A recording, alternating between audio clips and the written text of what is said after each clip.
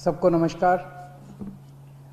पिछले महीने जब दिल्ली में बहुत तेज़ी से कोरोना के केसेस बढ़ने लगे और हम सब देख रहे हैं कि ये वाली कोरोना की वेव कितनी ख़तरनाक है, बहुत ज़्यादा संख्या में इसमें लोग सीरियस हो रहे हैं, अस्पतालों की ज़रूरत पड़ रही है, आईसीयू की ज़रूरत पड़ रही है, काफ़ी ज़्यादा लोगों की मौत भी हो रही है।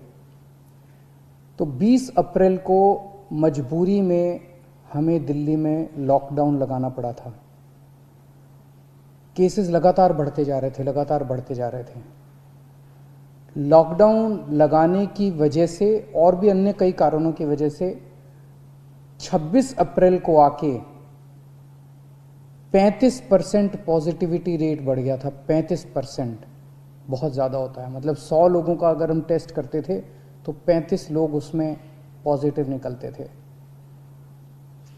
26 अप्रैल के बाद से चूँकि लॉकडाउन लगाया था, एक तरह से थोड़ी सी चेन टूटनी चालू हुई थी इसकी कोरोना की।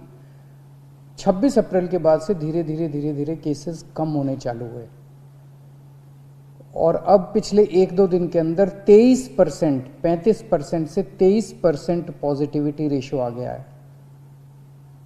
तो केसेस कम होने चालू हुए हैं दिल्ली के अंदर।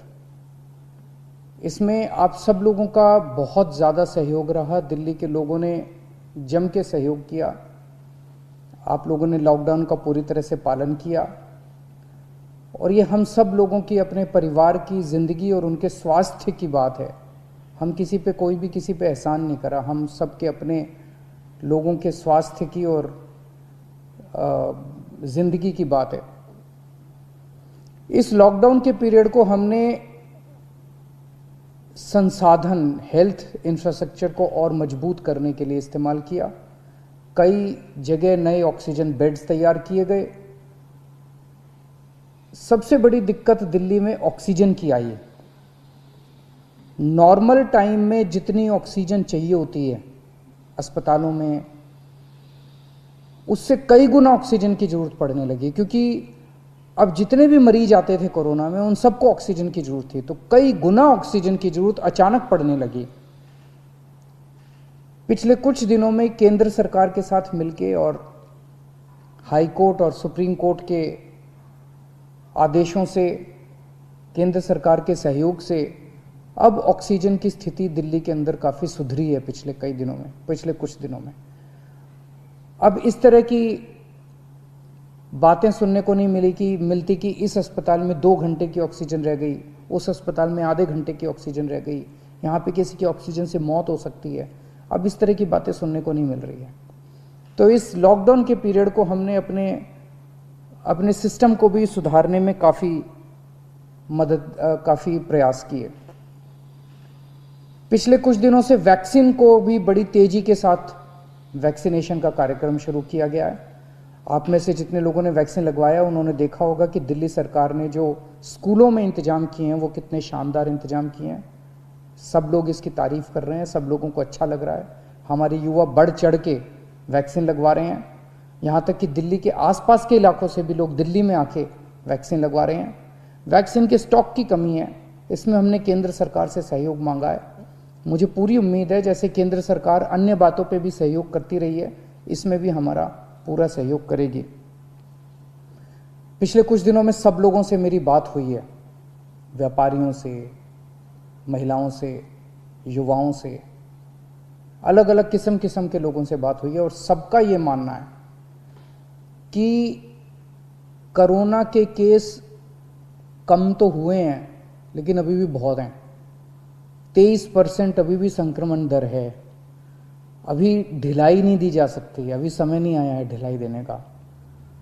तो सबका ये मानना है कि अभी लॉकडाउन को और एक्सटेंड करने की ज़रूरत है। अभी और इस कड़ाई को अभी थोड़े दिन और बरकरार रखने की ज़रूरत है, नहीं तो अभी जो हमने हासिल किया वो भी ख़त्म हो जाएगा। और जैसा मैंने कहा कि ये इतना मुश्किल दौर है, ये वाली वेव इतनी ख़तरनाक है, इतने लोगों की मौत हो रही है, तो जान है तो जहान है। अगर ज़िंदगी बचेगी तो बाद में और बहुत कुछ कर लेंगे ज़िंदगी में। सबसे पहले इस टाइम ज़िंदगी बचाना है। तो इसीलिए सरकार ने आप सब लोगों के फीडबैक के आधार पे, आप सब लोगों की इसके आधार पे मजबूरीवश अभी 1 हफ्ते का लॉकडाउन और बढ़ाया जा रहा है।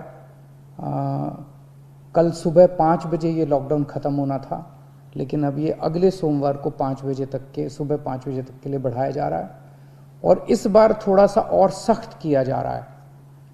कल से दिल्ली के अंदर मेट्रो भी चलना बंद हो जाएंगी।